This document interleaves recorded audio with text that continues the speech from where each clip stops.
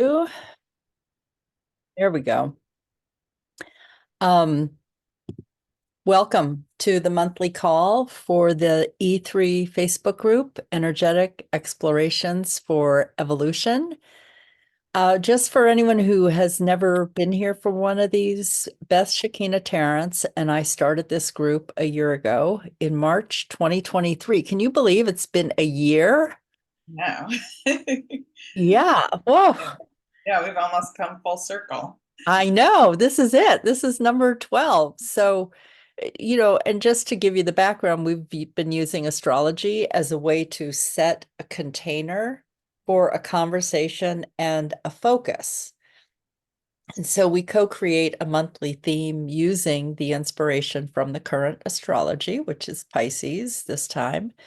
And we share that as a guidepost to explore life. And I also want to say, before I go into the theme, which actually, if you can see the screen, you can see it. But thank you, Beth, for doing these images, creating these gorgeous images every month for the Facebook group, and for us to be able to put that on when we share this on podcasts and YouTube and all that. So thank you. Thank you for that. So, the theme that Beth and I have chosen for Pisces season is diving deeply into visionary imagination and cosmic consciousness. I'm just looking at the banner to make sure I actually copied it right. Diving deeply into visionary imagination and cosmic consciousness. So, anything you want to say before I dive in here, Beth? Hi everybody. I'm so glad to be here with you. And I don't know why this was what I was thinking about it. You're talking in the images. And so for Pisces season, the symbol for Pisces, most folks might recognize on the screen, but it's also known as the two fishes. And so historically, they, kind of talk about two fishes, sometimes people describe it as them swimming away from each other.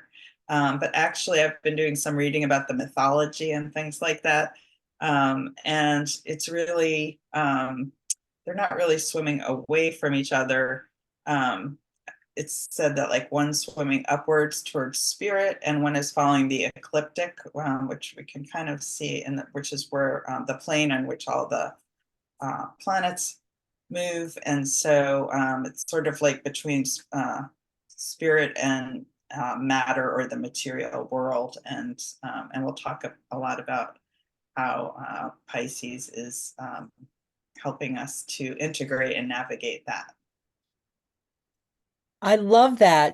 This is one of the great things about collaborating because Beth and I get these different, focuses. We go down to different explorations around what this means. And I am going to describe a little bit about Pisces just to bring it into this field of conversation and focus.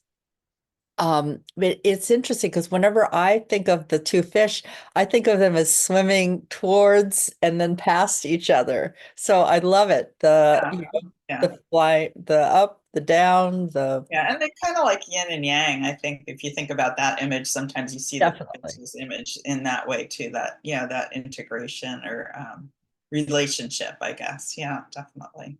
And also, I mentioned spirit and matter, but and I'll let you kind of take take off on the Pisces, but also that relationship between our personal experience and the collective, which is a lot of Mm. what Pisces is inviting us to delve into. Absolutely. So yeah, so I will just jump in here. Thanks, Beth. I will jump in and just give you uh, some description of this. And again, take what you like, leave the rest, and also tune in to what your experience is during this season. So, Pisces energy is the mystic, the intuitive. It's the shamanic aspect of ourselves. And Pisces reminds us to dissolve the ego and surrender to something that is larger than our individuation. When we get to Aries, when we started with Aries, it's all about the I, the I, and which there's also lots of other things about Aries and the action oriented. But there's this realization by the time we get to the 12th sign that there's something larger than just us that is connected to the energy of oneness. Pisces is fluid and flexible. And we both described this two fish swimming, and that represents the duality, such as the balance between imagination and what we call reality, the physical world that we're living in. Pisces is also the element of water, which connects us to emotions. And Pisces is the dreamer. So it's a reminder during this season to let go of the analytical mind and thinking you have to figure everything out and what are the details, and just give yourself space to dream about the world you want to live in. And then that prepares you when we move to Aries on March 19th, that there will be some inspired action and you'll know what that next step is. The other thing about Pisces is that because it's the 12th and final astrology sign, it represents the ending of a cycle that can feel like a death. It's like something dies at the end of a cycle so that something new can be birthed. And this can be related to habits, old habits or patterns. It can be about relationships shifting so that something in the current form ends. So it is this calling to endings and surrender. So those were some of the things that got my attention with Pisces. And I am a Pisces rising. Sometimes it's hard to put it into words, but I've noticed that the older I get, the more I really understand how to flow with this energy and use it in creativity, because that is just such a big part of this, wherever Pisces is in your chart, because everybody has it's somewhere there, that this is a place to bring in that creativity and all.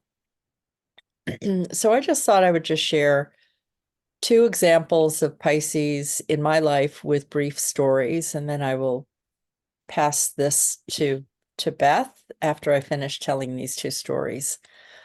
One is I was listening to a podcast last week that was recorded in 2015 called Cutting Edge Consciousness. And the guest was Jack Purcell, who channels Lazarus. And I don't know if anyone else has, and have you heard his recordings or followed him? Yeah, Yeah. definitely. I mean, he was just well, first of all, he started channeling in 1974.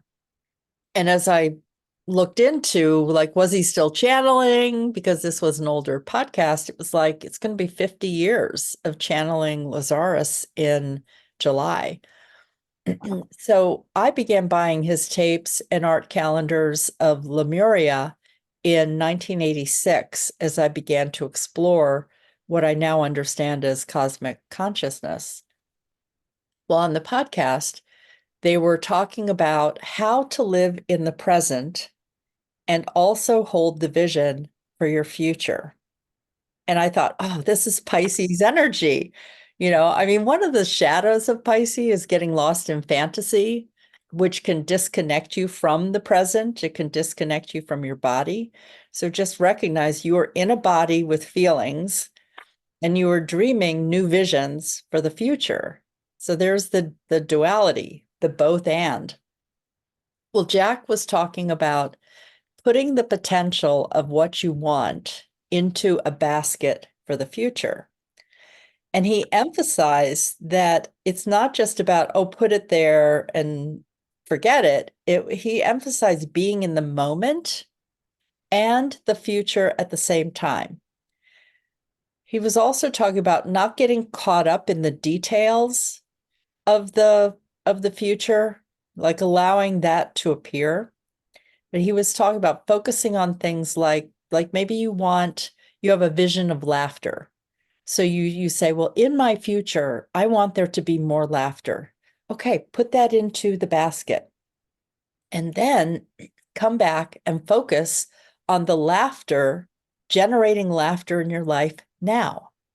And he just had a bunch of different things, like maybe you want time to think and explore your passions. So you put that into your future. Well, look at, is there a way to do that now? And the power is the common ground between these 2 points. And I thought, wow, that is so Pisces to be able to see both fish here. And that stay in the present while also holding the vision of what it is that you want, what you're feeling now, what you're visioning for the future, and that the power is in the in between of these two things. And I found just even listening to a conversation that I had this gratitude rising up in me, feeling myself living my future life, living my future self. And at some point, I recognized I dreamed what I am living today. I dreamed it into existence. So I am living the life that I imagined. There are different details in that life, but the like putting the laughter in the basket is like these things that I wanted about having open space to create and to be able to write and to express myself. Like at some point in the past, in that present moment, I was holding this vision really of this life that I'm living now. So think about that. Like at some point, you dreamed this moment into existence. And so during this potent Pisces dreamy season, um, add some things to the basket, dream some things into existence, while also being grounded in the present moment. And so, one more point about this duality is that if you want more laughter in your future, asking yourself, how can you tap into that laughter now? If you want to write a book, how can you tap into that energy for yourself now? Okay, so then the other story, I'll share one more story. Um, when Beth posted a link to someone talking about the Virgo moon that happened on February 24th, I wrote in the comments about an experience I had that really reminded me again of the power of polarity, the yin, the yang. So last week on Wednesday night, I only got about 3 hours of sleep. And I was awakened with these waves of intense feelings and memories around travel trauma. It was like I was having nightmares about it, the recurring nightmare you might have about forgetting that there was a test and not showing up at school or whatever, it's just that. And just as an FYI, I travel all the time.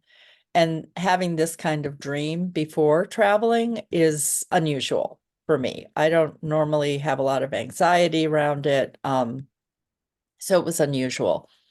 And then the next day, I flew from Los Angeles to Seattle. And that night, I slept a solid 8 hours. I was like, okay, I woke up feeling refreshed. I'm happy to be here. Travel was amazing. All the connections, it was like I was in flow. But then when I got up, I took a shower and in the shower, I received a download where I saw pieces of my future coming into place.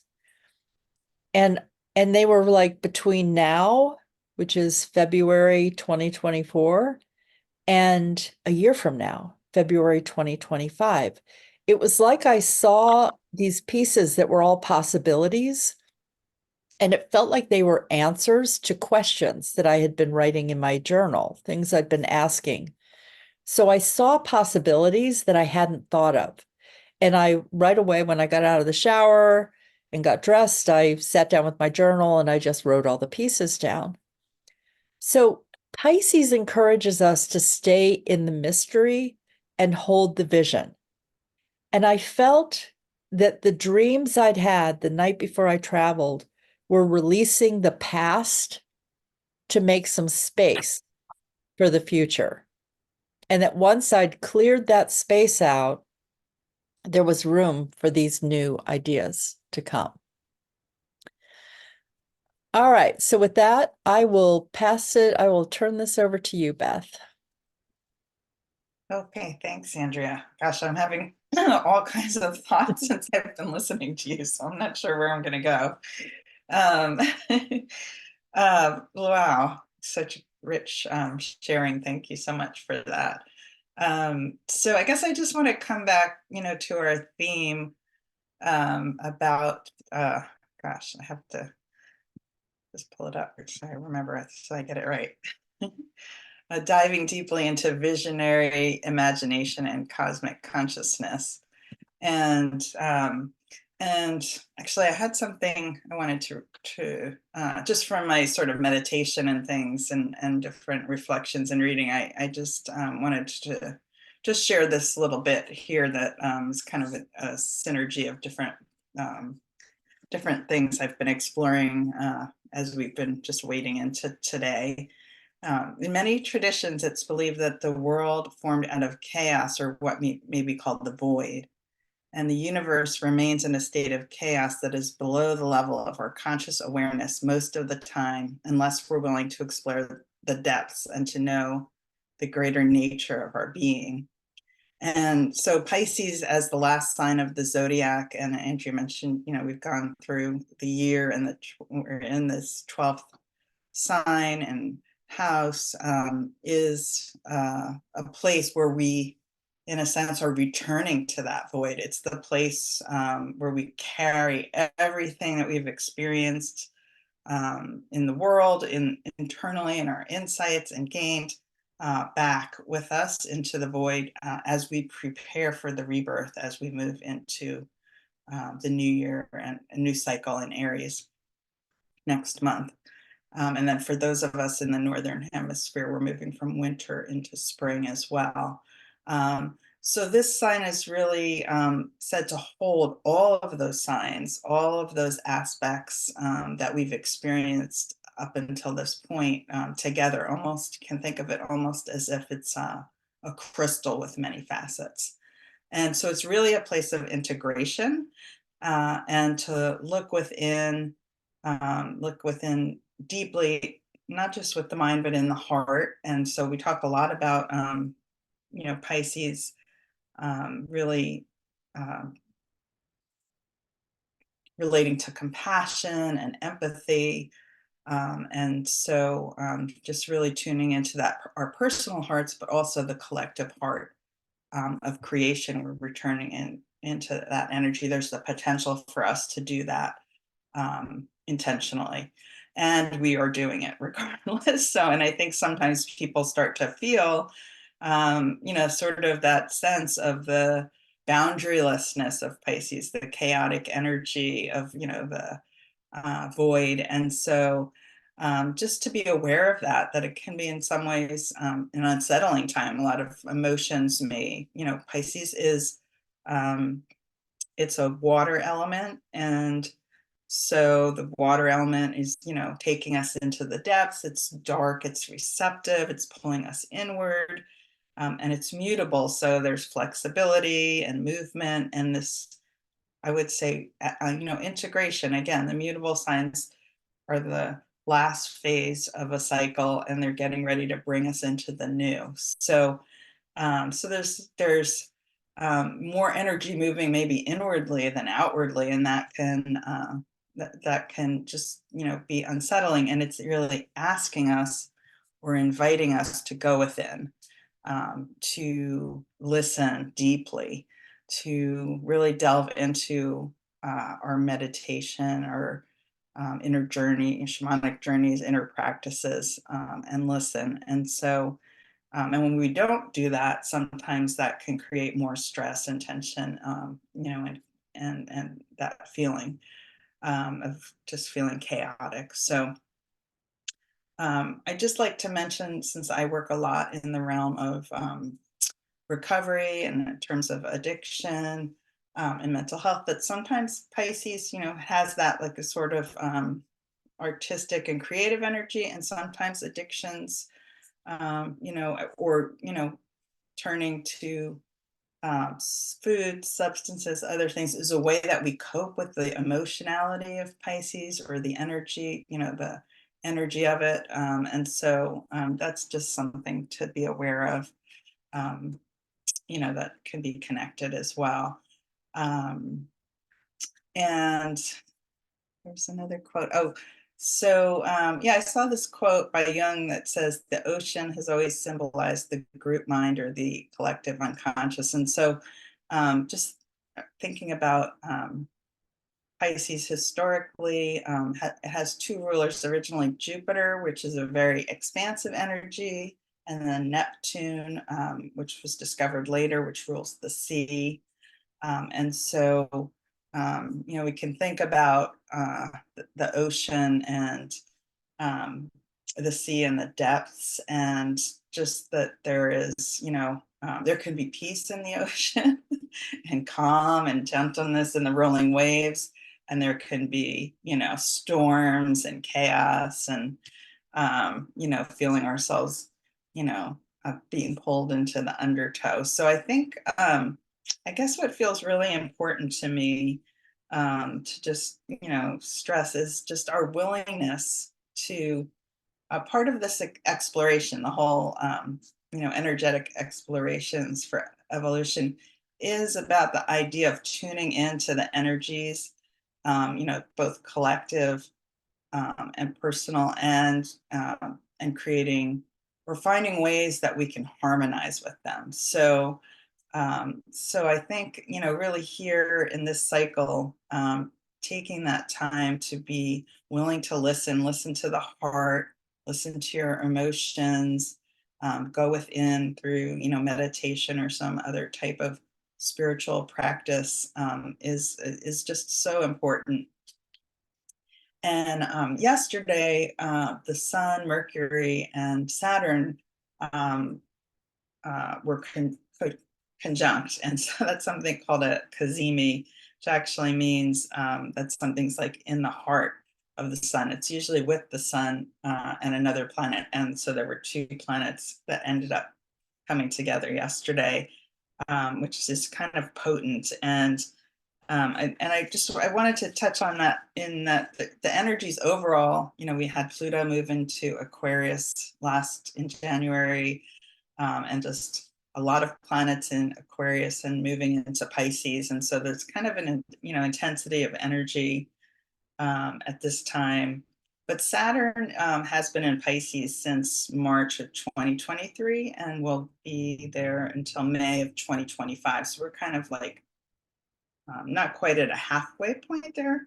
And so, so Pisces, we talk about sometimes being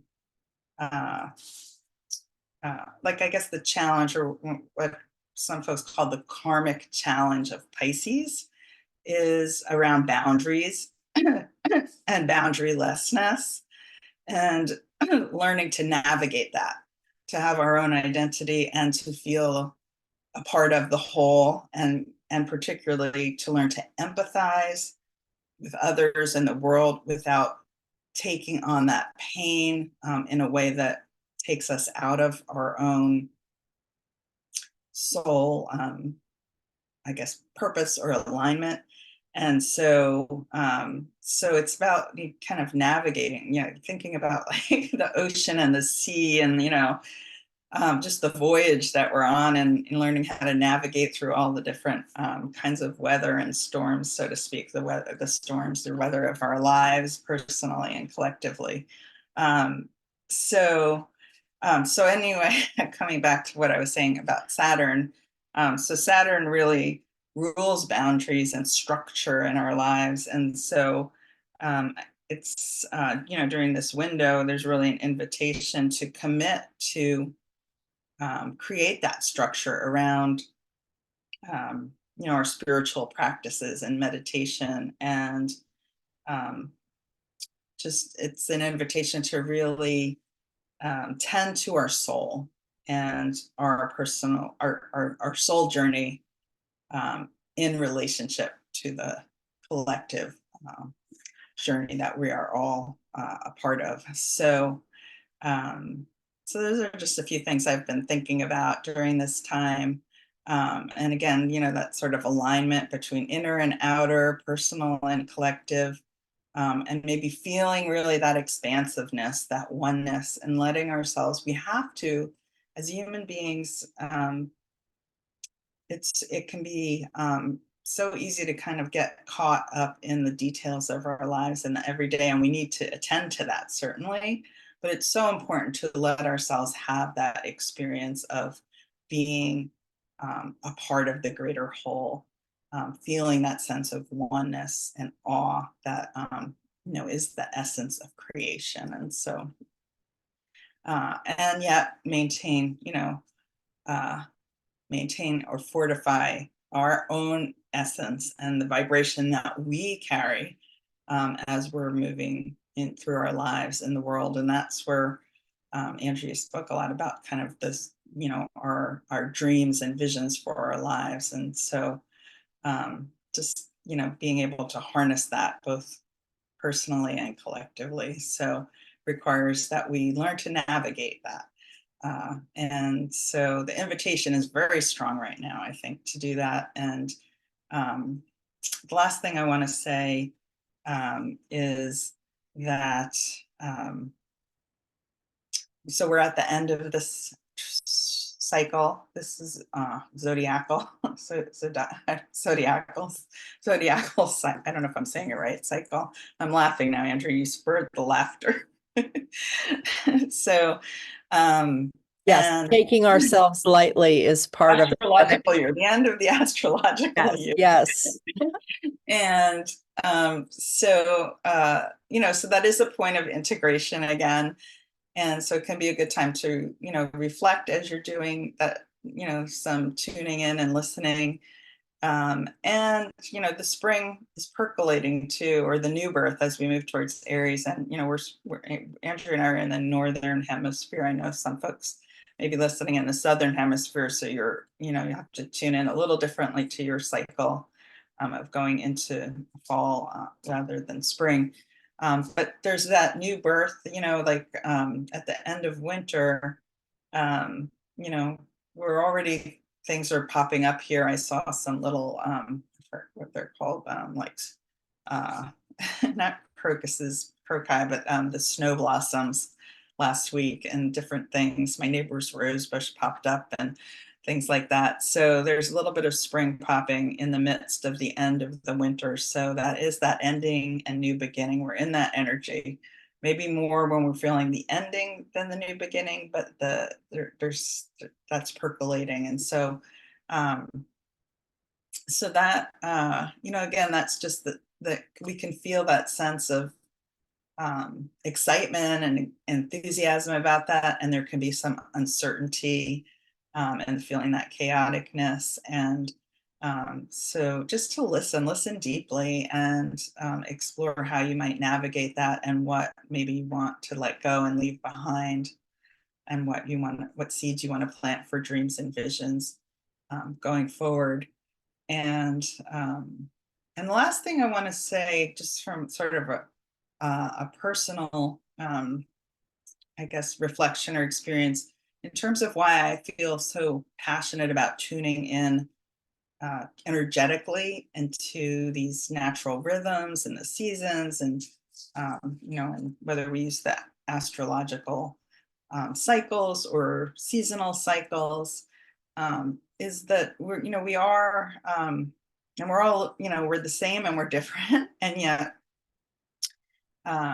there's things that we go through in terms of these cycles of life and death and rebirth and renewal each year. And that's part of why the astrological framework, was developed in terms of all different cultures noticing that as they were going through that, both from like looking at the seasons and things growing and planting, and the weather and things like that. So it's part of our natural cycles that we've kind of, definitely in our modern world, we can get disconnected from more easily. We live in climate control often and things like that. And there's certainly, we're being impacted now, or we've impacted the climate, and there's climate, change and shifting. But personally, I really struggled this time of year. I would say there were two times of year in terms of depression, and particularly being, on the edge of feeling or having suicidal thoughts or um, feelings for me came, and the strongest was this time of year, right at the end of winter, going into spring, and somewhat at the end of summer into fall. And so it took me many, many years of doing all kinds of recovery for mental health and therapy and holistic practices um, to really come to the understanding that part of what I was feeling was this kind of feeling of death and rebirth, and the chaoticness of this energy was just overwhelming until I became conscious of it, until I was willing to um, with support too, I want to say, really tune into what was going on personally and collectively. So there's that also, and I mentioned, and we've touched on those boundaries. So there's, was I feeling my pain or others or collective pain? And sometimes, that involves ancestral work, or, just learning to both attend to what's inside of us and to flow more harmoniously with the natural rhythms, the rhythms of life, and to create fortification and energetically healthy boundaries. So I just wanted to mention that because I definitely, from my experience personally and supporting others, that for different people it may be different times of year, but that has definitely been an anchor for me in terms of shifting some of those patterns that I had brought forth from childhood and younger experiences to shift. And so I feel like um, being willing to, again, to go into these depths and to listen deeply to my own heart and to the collective heart has been a part of that healing and recovery process. So I think I'll just leave it there and pass it back to Andrea. Thanks so much for sharing all of that, Beth, and sharing your personal journey with us and what that looks like, because I feel like we can all relate to some part of that, and so thank you. Thanks for that. And before I go into a practice of, I'm going to focus on water consciousness in just a moment.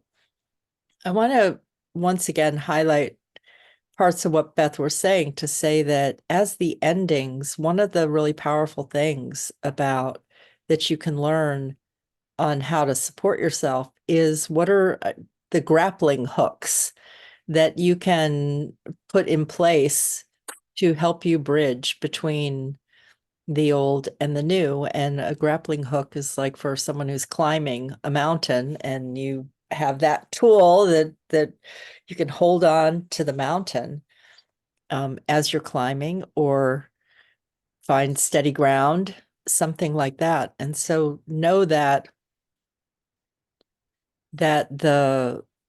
learning about what boundaries support you, what practices, and actually, Beth, I'm going to encourage that when we finish this, that we make sure that we each put other groups that we have that are some of those grappling hooks. And I've just started the incubator, a free creativity community. It's open to the public. And in March, I'm posting for 7 days some writings and prompts around healing. And so as you were in one of them, day 4, talks about dreaming. So, and Beth is like, has this wealth of information and practices. And so I'll make sure that to encourage both of us to put the groups there, because it's like, it's what inspired us to create this group in particular was to have a place to presence these themes and topics. And there are other ways that we also share things with people throughout the year. So depending on what is needed, just know that those are some resources also. Yeah. Anything you want to speak about that, Beth, before I turn to water consciousness? No. Okay. So we'll share the links and anything else that might be of help. Okay, so I want to finish this time with you by focusing on water as consciousness. And I'm just going to highlight some simple water rituals, and then I'm going to do a short visioning meditation. To give you a little bit of background, last August, I immersed myself with the element of water. I actually felt like I was sucked into some kind of portal, rabbit hole, something, and just started having my mind blown. I was listening to a few podcasts with Veda Austin talking about water as consciousness, and it was a quantum leap from what I had learned from Masaru Emoto's microscopic work with ice crystals almost 2 decades ago. And really, it kind of blew my mind. Like, what if water was communicating with me? And so as I showered one day, I thought about see another shower. Yes, I do take showers and I have multiple stories around showers. But as I showered one day, I thought about the amount of times I have received insights in the shower. And I've always thought of it as like a time where my body's relaxed, my mind is relaxed, I'm more open to flow, which is probably true. And what if it was also true that water as consciousness is giving me messages to questions that I have been holding in my consciousness?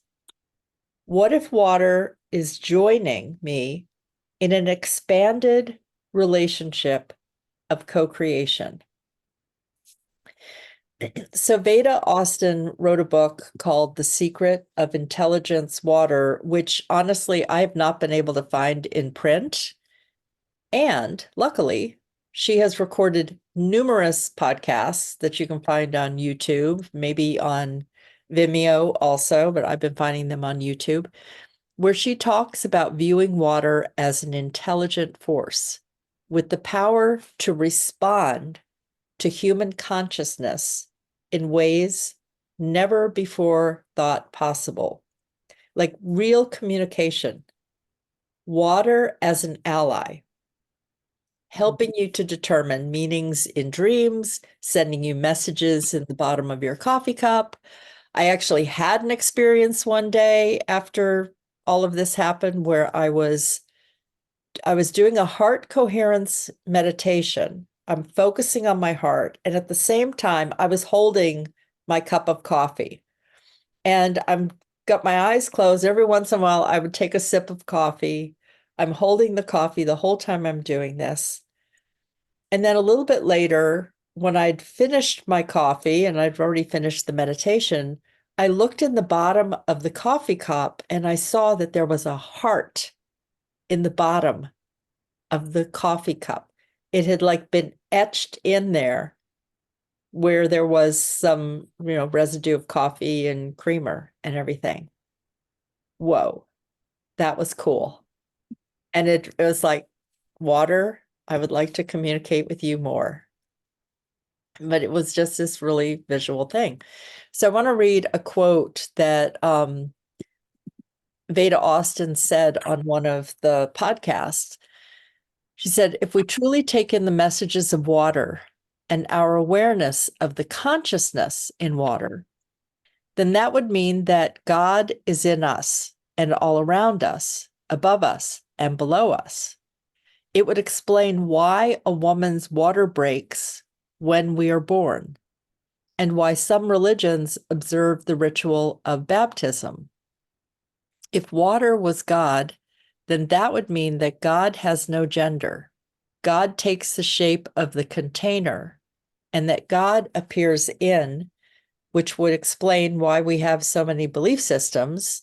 It would mean that all bodies of water are holy, that a thunderstorm is a church without walls, that when the rain falls, it is an act of God's death, giving life. And when it evaporates again, it's the day of resurrection. So, whatever your beliefs are, God got us all that is, universal intelligence, that's just a way of talking about an expansion of consciousness to tune into the consciousness of water. All right. So, with that foundation, I'm going to just share a couple of things. And feel free to, if you're listening to the recording, press pause and let that just like whoo, wash over you, that idea. So I brought a glass of water, and something that you can do, one practice that you may know from Masaru Emoto, is just to appreciate and bless water. And I was thinking about having more intention even when I am pouring the water, and that instead of just putting it into the refrigerator door at my friend's house, pushing the button and walking away as the water fills, to actually be conscious of this. So be present as you pour. If you want to embellish it, embellish it. And this is just simple. I'm actually going to share three things with you. So this first one is just tune into any energy you want to fill in the water and then to drink it. So it may be, yeah, it may be, and let's start with that. Maybe that you want to infuse it with love or joy or gratitude. So I'll be quiet for a moment. If you have water with you, as Beth and I do, just send the intention of a feeling or emotion into the water, and then take a sip of the water with intention and gratitude.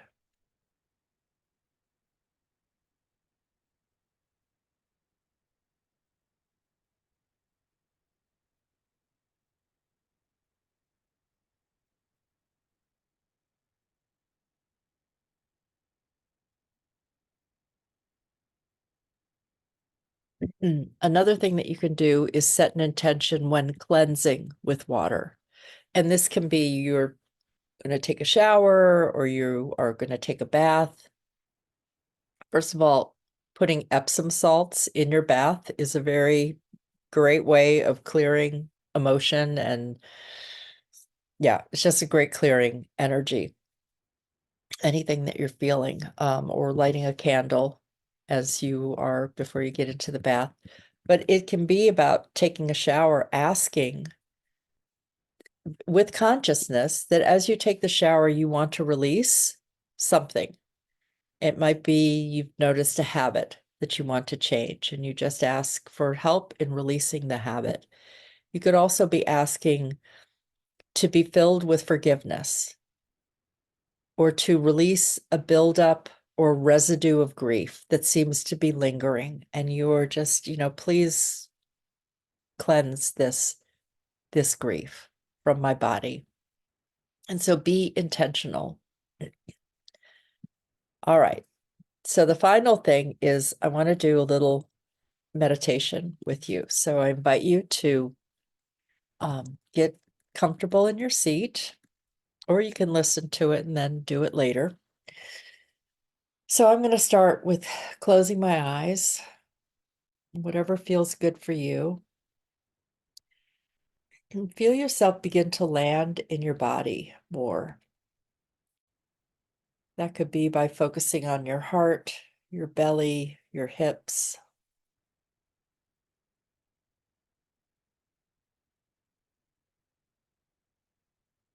your legs, your feet.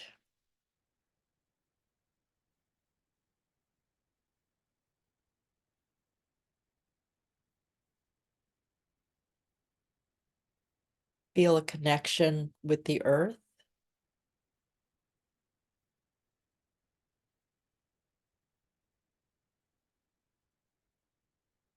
And then open up to some kind of what we might call cosmic consciousness. Could be God got us all that is, universal intelligence,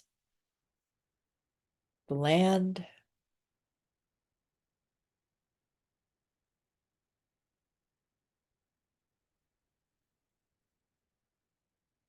And I'll even acknowledge right now all of the land spirits, the spirits of all the elements, earth, fire,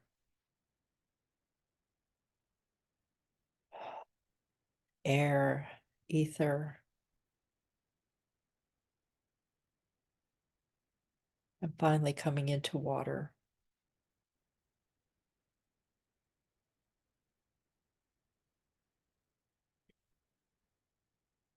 So I want you to imagine that you are in a shower or a bath, or it could be another body of water. You can be wearing a bathing suit or be naked, whatever feels most comfortable to you. So just take a moment to tune in to being in some kind of water.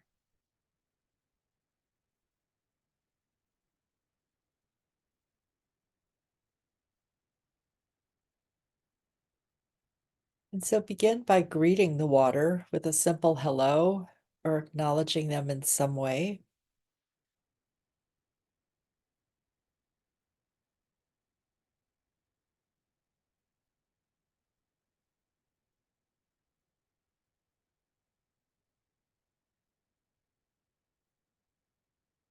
Then feel the aliveness of the water. Feel the water as being filled with life.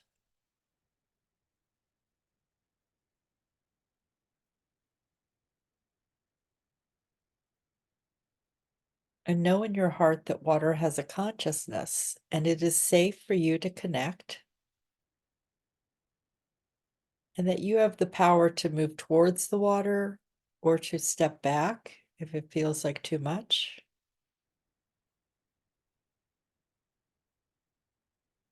Just honor what feels good to you.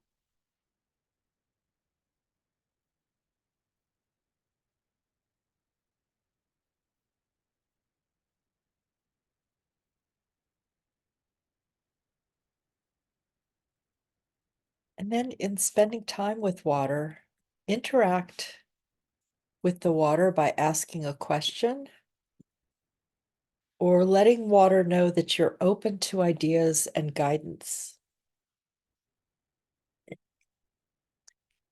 And just trust that an answer or a knowing sense may come now, or you may hear or feel something later today. So I'm going to be quiet for 2 minutes and give space for you to interact with water.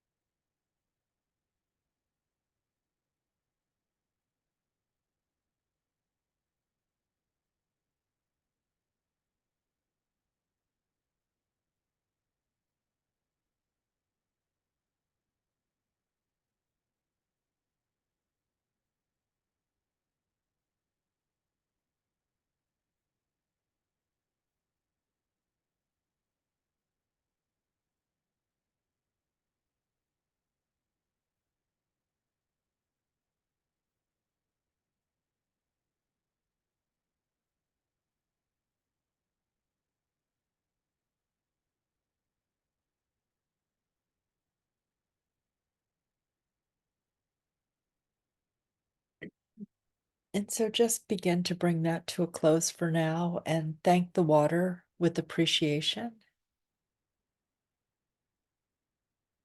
And when you're ready, you can open your eyes and write down any thoughts or guidance that came to you.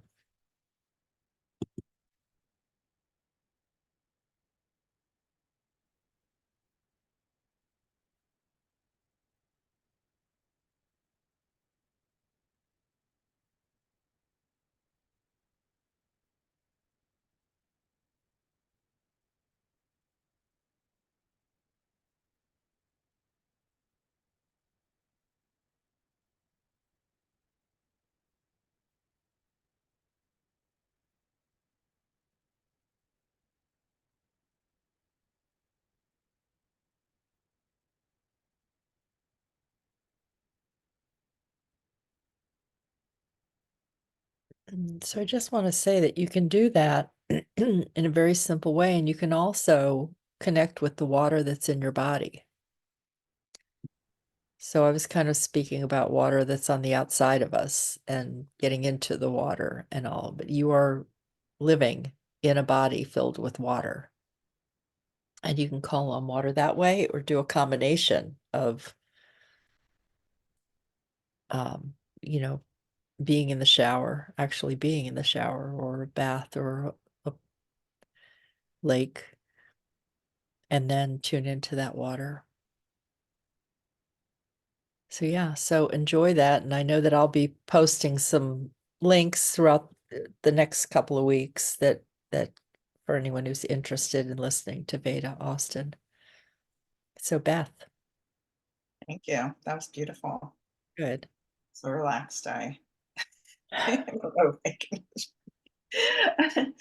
relaxing. I think we kind of inferred it, but just that is so important in terms of, you know, this Pisces energy and just allowing ourselves, that space to relax, our body, mind, emotion, and spirit, So, and that's part of, I think, how we connect with that essence of water that is, we are mostly water, right? Human beings are mostly water.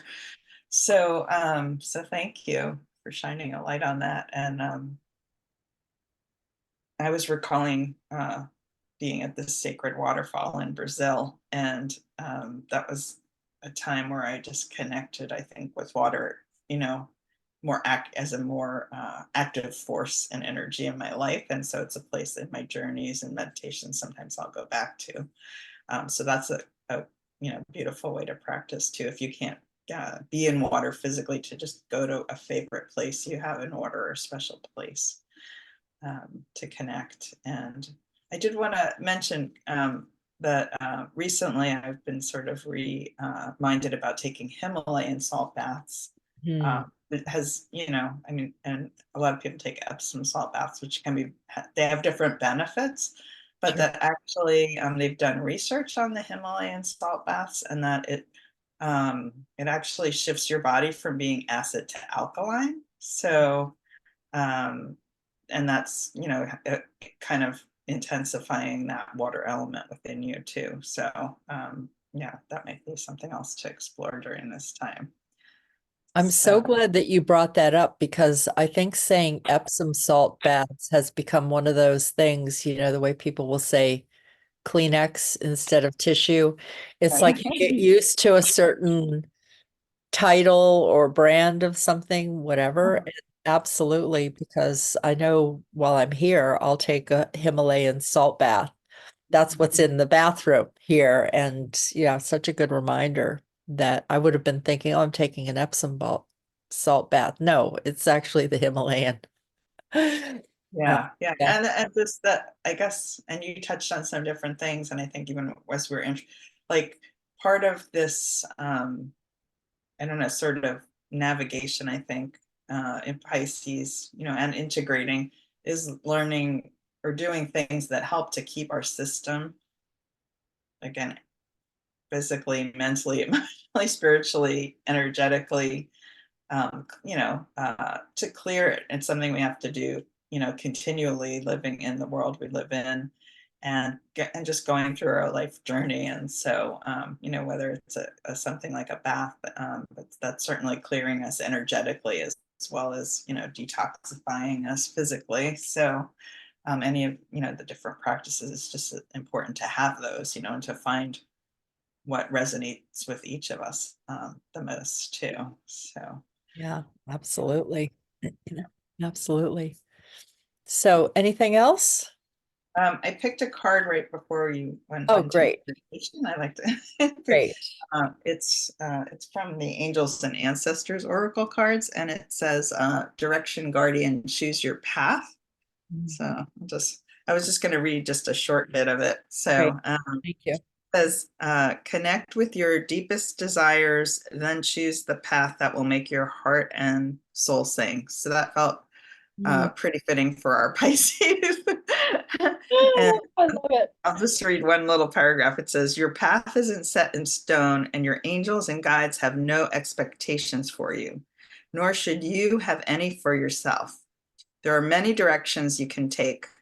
None of them are wrong, as they all hold perfect opportunities to grow and learn.